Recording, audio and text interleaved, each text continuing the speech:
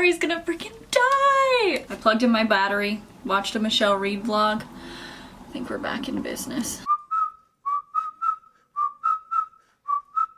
Hello friends, my name is Cassie, and if you have never seen my face before, make sure to click the subscribe button down below. I make lifestyle videos, and this one is all about global warming. If you know a little bit about me, you will know that I am a theater major. I go to Pacific Lutheran University in Tacoma, Washington, and I'm getting a BFA in acting and directing. But PLU is a liberal arts school, which means for a gen ed, right now I'm taking a chemistry class. It's called environmental chemistry. It's actually been one of the most interesting classes, especially for my recent interest in sustainability and zero waste and just generally being good to the environment. I'll link a playlist about going green down below that has a lot of the videos that I've made regarding it, but this class has really taught me the why of why things are happening the way they are and sort of more about what we can do about them. It's given me a lot of hope actually, which you would think it would be the opposite because science says, we're all gonna die, but it also says we can change it literally tomorrow. The interest for this topic in particular stemmed from the recent Washington state ballot, which includes an initiative called Initiative 1631 and is a carbon fee. I made a vlog about it, which I'll link down below, but it's gonna include a lot of the same information, so stick around here first. Basically, it would charge a fee for carbon emissions, and this stems the topic of our discussion. I got 2 or 3 comments on that video saying global warming is fake, the government's just trying to take your money, blah blah blah. You're wrong! Oh my god, did you even watch my video? May I just say that among the science community, the question is no longer is global warming happening, but like what can we do about it and how bad is it gonna get? Science has no doubts whatsoever that global warming and climate change are happening, but there are different projections of what that will mean in coming years depending on what we do about it. Global warming as a broad term is the warming of the earth. The earth's temperature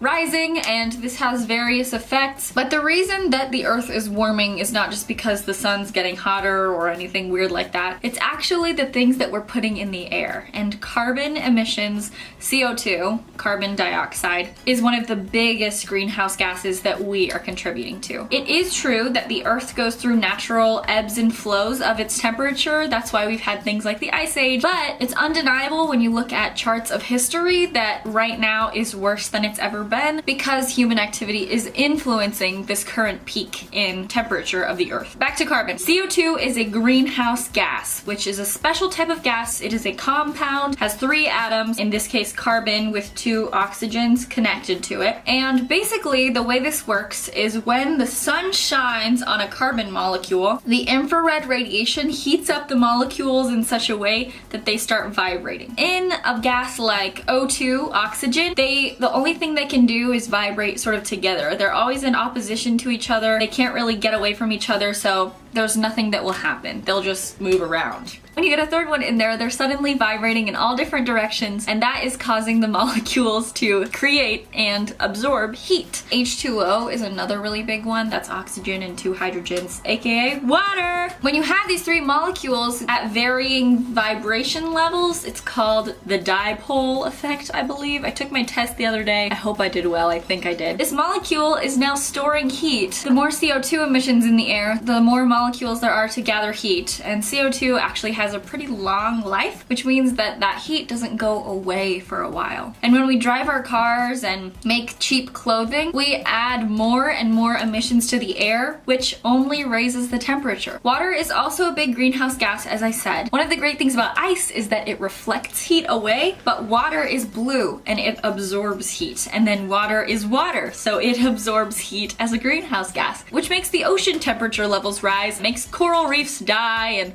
all kinds of bad stuff like that. So why should I be worried about this, Cassie? Well, because all this bad stuff could happen if we don't do anything about it, and it's only gonna get worse if we don't do anything about it. As I said at the beginning of the video, my chemistry class has actually made me more hopeful than sad. If anything, it's taught me that all is not lost and we can do something about this. If we stop adding to these emission levels, then heat will stop gathering, which is hopefully further indication that we should all be doing our best to reduce our carbon footprint, especially. I need to get my chemistry notebook for this next part. At the end of our unit on climate change, my professor told us 3 main ways that we can reduce our carbon footprint. That is through transportation, our electrical use, and our food choices. Transportation, I think, is an obvious one. Cars emit gases. CO2 is one of them. If we drive less, we will emit less gases. More than driving less, your car has something called a catalytic converter. Oh my god, I have so much to talk about. Basically, your car does have a way of converting noxious gases into less bad ones, like just water vapor, but your car has to heat to a certain temperature to get to that point. Driving short distances is far worse than driving long distances. Any distance is